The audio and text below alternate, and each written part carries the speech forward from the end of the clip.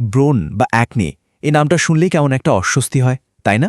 কিন্তু ব্যাপারটা কি শুধুই ত্বকের উপরের কয়েকটা দাগ, নাকি এর আড়ালে আমাদের শরীর অন্য কোনো একটা গল্প বলতে চাইছে? চলুন আজ আমরা একসাথে এই ব্রণের আড়ালটা সরিয়ে দেখি, ত্বকের আরও গভীরে গিয়ে খুঁজে বের করি এর পেছনের আসল সত্যিটা কি।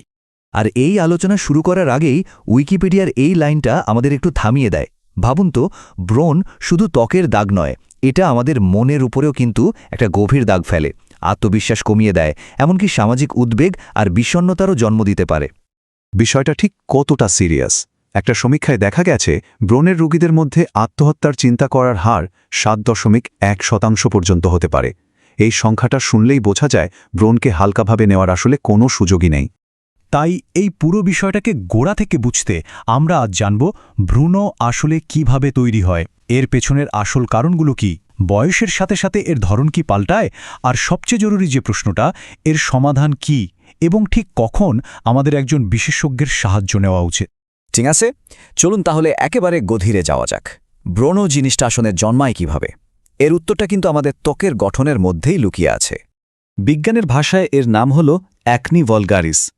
সহজ করে যদি বলি, এটা আমাদের ত্বকের তেল গ্রন্থি, মানে সিবেশিয়াস গ্ল্যান্ড, আর চুলের গোড়া বা হেয়ার ফলিকলের একটা দীর্ঘমেয়াদী রোগ।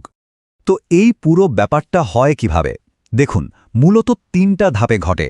প্রথমে হরমোনের একটা সিগন্যাল পেয়েই আমাদের তেল গ্রন্থিগুলো হঠাৎ করে অনেক বেশি তেল বা সিবাম বানাতে শুরু করে। এরপর কি হয়? এই অতিরিক্ত তেল আর ত্বকের মরা কোষগুলো মিলেমিশে আমাদের রোমকূপের মুখটা একদম বন্ধ করে দেয়। ব্যাস, আর যাই কোথায়, এই বন্ধ জায়গাটায় কিউটিব্যাকটেরিয়াম অ্যাকনিস নামের এক ধরনের ব্যাকটেরিয়া একেবারে ঘরবাড়ি বানিয়ে ফেলে। আর তখনই শুরু হয় ইনফ্ল্যামেশন বা প্রদাহ, যেটাকে আমরা ব্রণ হিসেবে দেখতে পাই। কিন্তু প্রশ্ন হল, এই পুরো প্রক্রিয়াটা হঠাৎ করে শুরু হয় কেন? কোন জিনিসগুলো শরীরে এই বদলগুলো ঘটায়? চলুন এবার সেই মূল চালক বা ট্রিগার ফ্যাক্টরগুলোর সম্পর্কে একটু জেনে নেওয়া যাক। এর পেছনে কিন্তু একটা নয়, অনেকগুলো কারণ লুকিয়ে আছে। সবচেয়ে বড় কারণ হল হরমোন, বিশেষ করে বয়ঃসন্ধিকালে যেটা হয়। এরপরই আসে জেনেটিক্স, মানে পরিবারে ব্রণের ইতিহাস থাকলে ঝুঁকিটা একটু বেশি। আমাদের লাইফস্টাইলও একটা বিরাট ব্যাপার। যেমন বেশি স্ট্রেস নিলে কর্টিসল হরমোন বাড়ে, যা তেল উৎপাদন বাড়িয়ে দেয়। কিছু গবেষণা বলছে বেশি চিনি বা দুধের তৈরি খাবারও ব্রণকে উস্কে দিতে পারে। এমনকি আমরা যে কসমেটিক্স ব্যবহার করি, আমাদের ঘুমের অভাব আর পরিবেশের দূষণ, এসবও সমস্যাটাকে আরও জটিল করে তুলতে পারে। এখন একটা ইন্টারেস্টিং ব্যাপার হলো, সব বয়সের ব্রণ কিন্তু একরকম হয় না। একজন টিনেজারের ব্রণ আর একজন প্রাপ্তবয়স্ক মানুষের ব্রণের মধ্যে বেশ কিছু পার্থক্য আছে। কিশোর বয়সের ব্রণ খেয়াল করে দেখবেন সাধারণত কপাল আর নাকের আশেপাশে, মানে টি জোনে বেশি হয়। এর প্রধান কারণ অ্যান্ড্রোজেন হরমোনের বাড়াবাড়ি। অন্যদিকে 25 থেকে 50 বছর বয়সীদের মধ্যে যে ব্রণ হয় তাকে বলা হয় অ্যাডাল্ট অ্যাকনি। এটা আবার চোয়াল, থুতনি আর গলার দিকে বেশি দেখা যায়। আর এর পেছনে হরমোনের ওঠানামা, মানসিক চাপ আর আমাদের পুরো জীবনযাত্রার প্রভাবটাই বেশি থাকে। কারণগুলো তো না হয় বোঝা গেল, এখন তাহলে আসা যাক সবচেয়ে জরুরি প্রশ্নে, এর সমাধান কি কি করা যেতে পারে? ব্রণের বিরুদ্ধে লড়াইয়ে আমাদের হাতে থাকা প্রথম এবং সবচেয়ে শক্তিশালী অস্ত্রটাই হল লাইফস্টাইলে কিছু সাধারণ কিন্তু খুবই কার্যকর পরিবর্তন আনা। শুরুটা করতে হবে আমাদের লাইফস্টাইল দিয়েই, যেমন খাবারে চিনি আর দুধের তৈরি জিনিস একটু কমানো, স্ট্রেসকে নিয়ন্ত্রণে রাখতে দিনে অন্তত 7 থেকে 8 ঘন্টা ঘুম, শরীরকে ভেতর থেকে ফ্রেশ রাখতে পর্যাপ্ত পরিমাণে জল পান করা, আর স্কিন কেয়ারের জন্য এমন প্রোডাক্ট বেছে নিন যেগুলো নন কমেডোজেনিক, মানে যেগুলো রোমকূপ বন্ধ করবে না। আর সবচেয়ে জরুরি নিয়মটা হলো ব্রণকে একদমই হাত না দেওয়া, কারণ এতে কিন্তু স্থায়ী দাগ হয়ে যেতে পারে।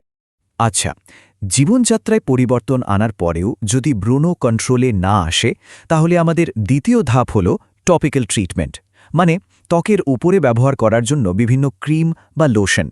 এক্ষেত্রে সাধারণত 3টা উপাদান খুব কাজের। একটা হলো বেনজোয়েল পারক্সাইড, এটা ব্রণের ব্যাকটেরিয়াকে মেরে ফেলে।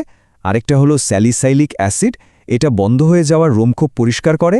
আর রেটিনয়েডস, এটা ত্বকের তেল নিঃসরণ কমানোর পাশাপাশি কোষের স্বাভাবিক বৃদ্ধিকেও নিয়ন্ত্রণ করে। তবে হ্যাঁ, যদি ব্রণ খুব গুরুতর পর্যায়ে চলে যায়, যেমন সিস্টিক অ্যাকনি, তখন কিন্তু শুধু লাগানোর ওষুধে কাজ নাও হতে পারে। সেক্ষেত্রে বিশেষজ্ঞরা মুখে খাওয়ার অ্যান্টিবায়োটিক বা হরমোনের ওষুধের পরামর্শ দিতে পারেন।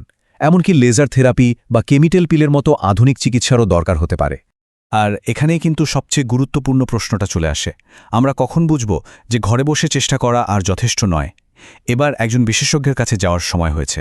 তাহলে চলুন জেনে নিই ঠিক কোন লক্ষণগুলো দেখলে আর ঘরে বসে থাকা একদমই উচিত নয়, বরং একজন বিশেষজ্ঞের কাছে যাওয়াটা খুব জরুরি হয়ে পড়ে। কয়েকটা একদম পরিষ্কার সতর্ক সংকেত আছে। প্রথমত, সাধারণ ট্রিটমেন্ট করছেন কিন্তু 3 মাস হয়ে গেল কোনো উন্নতি চোখে পড়ছে না। দ্বিতীয়ত, ব্রণগুলো যদি খুব বড়, গভীর আর ব্যথাযুক্ত হয়। তৃতীয়ত, ব্রণের সাথে সাথে যদি অন্য সমস্যা যেমন মুখে অতিরিক্ত লোম বা পিরিয়ড অনিয়মিত হওয়ার মতো কিছু দেখা দেয়। আর সবশেষে, ব্রণ যদি ত্বকে পার্মানেন্ট দাগ ফেলে যেতে শুরু করে। এইগুলোর যে কোনো একটা লক্ষণ দেখলেই বুঝতে হবে এটা শুধু ত্বকের ব্যাপার নেই, এর পেছনে আরও গভীর কোনো কারণ থাকতে পারে। তাই দেরি না করে অবশ্যই বিশেষজ্ঞের পরামর্শ নিতে হবে। তাহলে শেষ পর্যন্ত আমরা কি বুঝলাম? ব্রণকে শুধু শত্রু বা সৌন্দর্যের বাধা হিসেবে না দেখে এটাকে বরং শরীরের পাঠানো একটা সতর্কবার্তা হিসেবে ভাবা যেতে পারে। তাই ব্রণকে ভয় না পেয়ে এর ভাষাকে বোঝার চেষ্টা করা উচিত। সঠিক কারণটা জেনে যত্ন নিলে দেখবেন এর সমাধান আমাদের হাতে।